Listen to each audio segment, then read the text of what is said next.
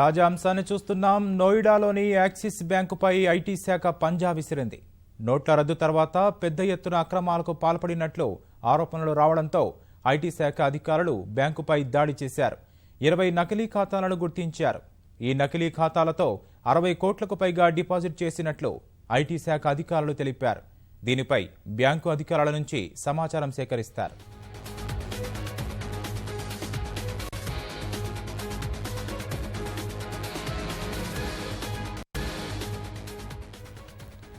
నోయిడాలోని axis బ్యాంకుపై IT శాఖ పంజా విసిరింది.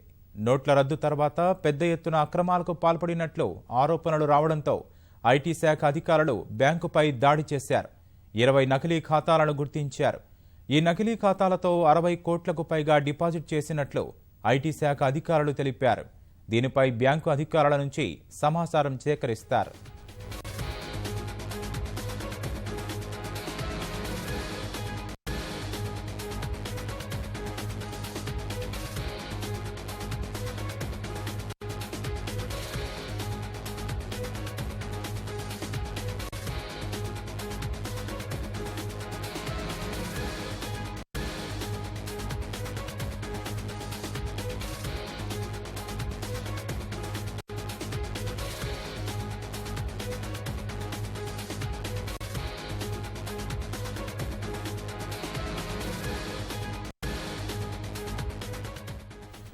నోయిడాలోని axis బ్యాంకుపై IT శాఖ పంజా విసిరింది.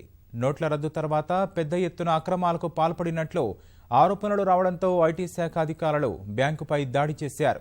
20 నకిలీ ఖాతాలను గుర్తించారు. ఈ నకిలీ ఖాతాలతో 60 కోట్లకు పైగా డిపాజిట్ చేసినట్లు ఐటీ శాఖ అధికారులు తెలిపారు. దీనిపై బ్యాంకు అధికారుల నుంచి సమాచారం సేకరిస్తారు.